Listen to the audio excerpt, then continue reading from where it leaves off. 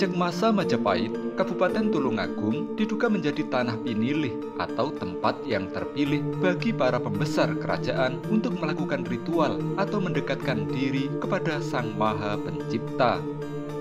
Selain ada Candi Sanggrahan, Candi Boyolangu, dan candi-candi lainnya, di Kabupaten Tulungagung juga ditemukan sebuah goa yang diduga menjadi tempat pertapaan oleh para resi di masa lalu. Goa ini biasa dikenal oleh masyarakat dengan nama Goa Selomangleng. Lokasinya berada di hutan Kalidawir, wilayah Desa Sanggrahan, Kecamatan Boyolangu. Untuk menuju goa ini, kita harus berjalan kaki menyusuri jalan setapak dalam hutan sejauh hampir 1 km. Berbeda dengan goa-goa lainnya yang berupa terowongan tanah dan batu yang terbentuk alami, Goa Selomangleng memiliki bentuk yang sangat unik.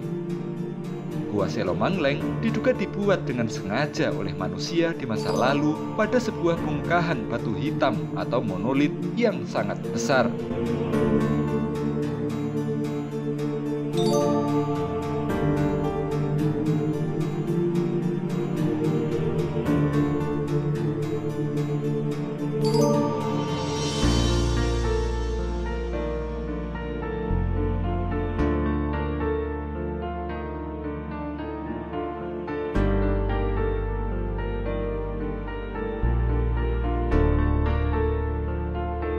Ada 2 lubang berbentuk persegi 4 yang dibuat pada batu ini.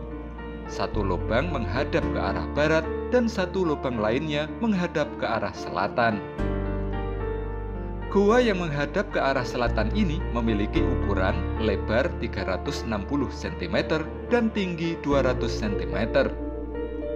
Sementara goa yang menghadap ke arah barat memiliki ukuran lebar 360 cm, tinggi 1,75 meter, dan kedalaman ceruk goa 380 cm. Uniknya, pada seluruh dinding goa yang menghadap ke arah barat ini terdapat relief yang menghiasinya. Relief yang memiliki bentuk sangat artistik dan bernilai seni tinggi ini merupakan bagian dari sebuah cerita Arjuna Wiwaha ketika Dewa Indra memerintahkan 7 bidadarinya menggoda Arjuna di Gunung Indragila. Cerita Arjuna Wiwaha sendiri konon merupakan sebuah karya sastra pertama yang pernah ada di Jawa Timur. Cerita Arjuna Wiwaha adalah karya sastra seorang pujangga yang bernama Empu Kanwa pada masa Raja Airlangga.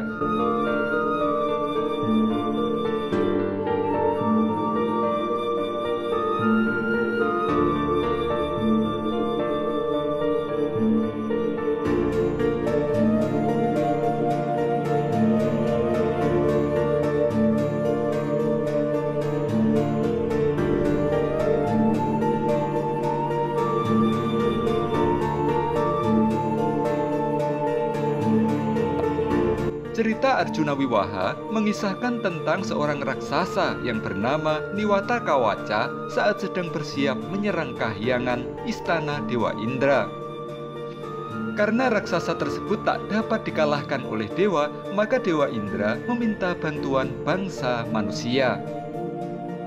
Sosok manusia yang dipilih adalah Arjuna yang saat itu sedang bertapa di Gunung Indragila.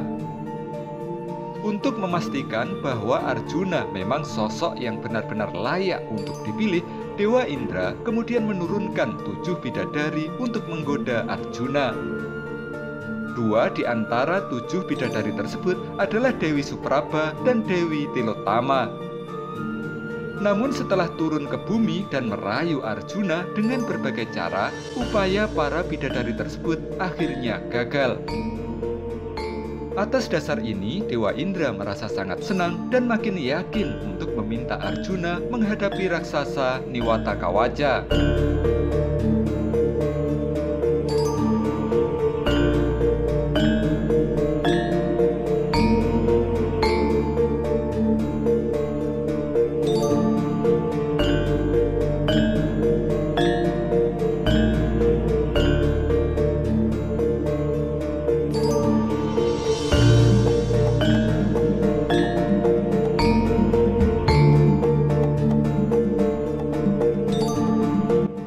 kini, belum banyak sumber informasi yang dapat kami peroleh mengenai sejarah Gua Selomangleng di Tulungagung ini.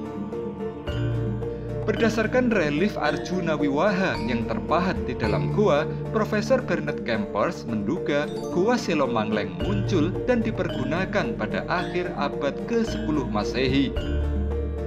Sementara N.J. Krum, salah seorang arkeolog lainnya, menduga Gua Selomangleng di Tulungagung ini dibuat dan dipergunakan pada masa Majapahit. Dugaan tersebut didasarkan pada adanya pahatan relief yang bermahkota dan diapit sepasang teratai yang keluar dari jamang. Relief seperti ini merupakan ciri Majapahit. Hal tersebut juga pernah diungkapkan oleh peneliti Setiawan Sulaiman yang melihat dari cara pemahatan dan penataan rambut tokoh menandakan gua ini dibuat pada masa awal Majapahit. Konon, di masa lalu, gua seperti ini sengaja dibuat sebagai tempat bagi para resi untuk melakukan aktivitas religi. Para resi biasanya memilih tempat yang jauh dari keramaian seperti di hutan atau gunung.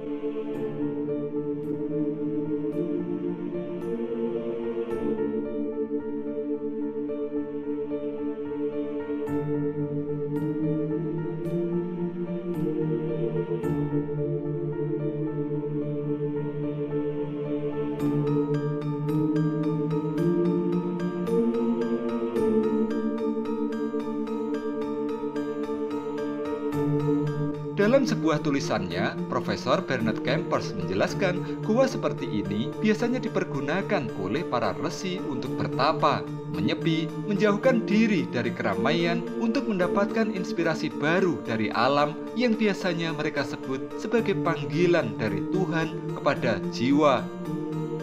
Pada saat para resi kesulitan mendapatkan gua alam atau gua yang alami, mereka akan memanfaatkan gua buatan seperti ini sebagai tempat pertapaan.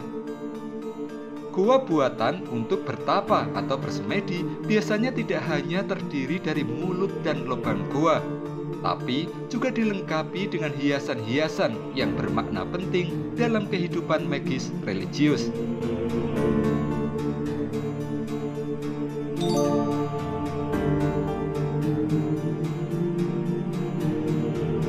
Naik ke sisi atas dari gua ini, sebenarnya masih ada lagi bangunan batu yang berbentuk kaki dan batur candi.